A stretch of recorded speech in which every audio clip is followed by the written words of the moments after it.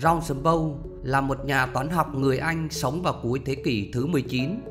Ông nổi tiếng với những cuốn sách phổ biến về lịch sử và những trò giải trí về toán học. Năm 1892, trong cuốn Những trò giải trí toán học và những bài toán qua các thời đại, ông đã đưa ra một ngụy biện rất nổi tiếng: mọi tam giác bất kỳ đều là tam giác cân. Lập luận kỳ lạ này nhanh chóng thu hút sự chú ý của đông đảo người yêu toán, và thậm chí còn khiến nhiều nhà toán học phải đau đầu trong việc chỉ ra lỗi sai trong bằng chứng của ông. Và trong video ngày hôm nay, chúng ta sẽ cùng khám phá ngụy biện nổi tiếng này, đồng thời tìm hiểu thêm một bài toán xếp hình thú vị được trích từ cuốn sách của ông, như một món quà giải trí dành tặng cho tất cả mọi người.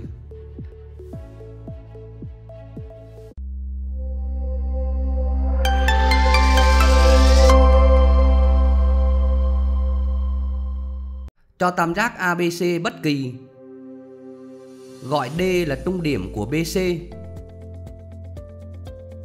Đường trung trực của BC cắt đường phân giác trong của góc A tại P. Dựng PE vuông góc với AC và PF vuông góc với AB. Bây giờ xét hai tam giác vuông AEP và AFP có cạnh AP chung. Góc EAP bằng góc FAP, vì AP là tia phân giác của góc A. Vì vậy, hai tam giác vuông này bằng nhau theo trường hợp cạnh huyền góc nhọn. Từ đó suy ra AE bằng AF và PE bằng PF.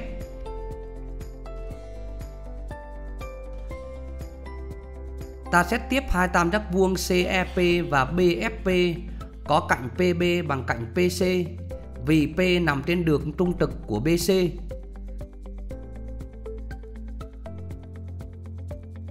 PE bằng PF chứng minh trên. Do đó hai tam giác vuông này bằng nhau theo trường hợp cạnh huyền cạnh góc vuông. Từ đó suy ra CE bằng BF. Từ 1 và 2 ta suy ra AB bằng AC, nghĩa là tam giác ABC cân tại A. Vì trong giả thiết ban đầu tam giác ABC là tam giác bất kỳ, nên chúng ta có thể kết luận rằng mọi tam giác bất kỳ đều là tam giác cân. Nếu bạn chưa từng nghe đến ngụy biện này trước đây, thì kể cả khi bạn rất giỏi hình học, có lẽ bạn cũng sẽ phải mất khá nhiều thời gian để phát hiện ra lỗi sai trong lập luận vừa rồi. Tại thời điểm này, bạn có thể cảm thấy bối rối và nghĩ rằng chúng ta cần sự chặt chẽ tuyệt đối trong suy luận. Và đó cũng chính là lý do mà kể từ thời của Euclid, các nhà toán học đã theo bước ông và suy luận ra sự thật từng bước một. Bởi vì trực giác là thứ dễ bị đánh lừa.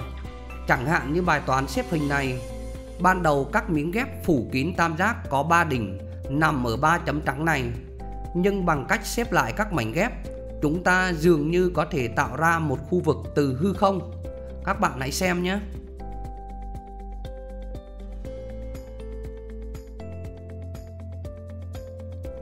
Tôi muốn bạn hãy chú ý đến các đỉnh của tam giác. Những thứ này không hề di chuyển. Tôi không giở trò gì với nó cả. Và một lần nữa, khi sắp xếp lại các miếng ghép trở về lại vị trí ban đầu, hai ô vuông ở giữa biến mất, trong khi các thành phần cấu thành là giống nhau.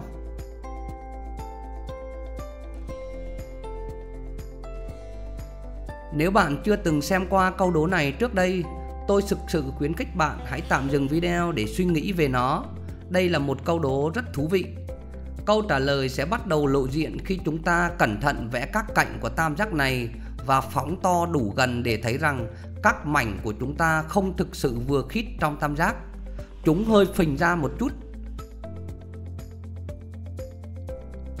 Và khi tôi sắp xếp lại chúng và phóng to trở lại, chúng ta có thể thấy rằng chúng hơi lõm vào bên trong một chút. Và chính sự khác biệt rất nhỏ giữa phần phình to và phần lõm vào giải thích cho tất cả sự khác nhau về diện tích. Độ dốc của cạnh tam giác màu xanh này bằng 5/2, trong khi độ dốc của cạnh tam giác màu đỏ này bằng 7/3.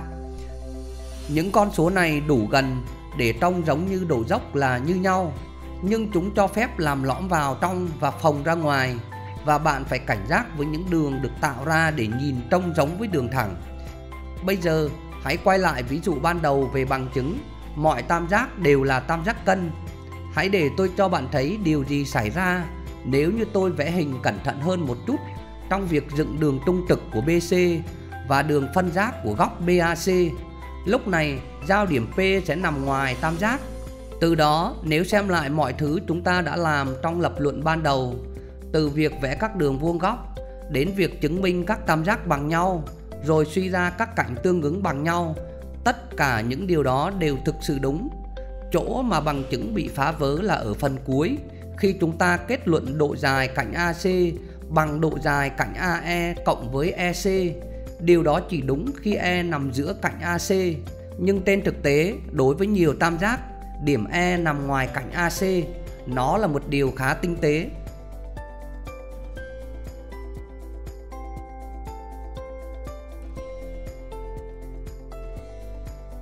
Điểm mấu chốt ở đây là mặc dù những minh họa trực quan rất tuyệt vời và các bằng chứng trực quan thường mang lại cách nhìn sáng suốt về những gì đang diễn ra, nhưng chúng không thể thay thế tư duy phản biện.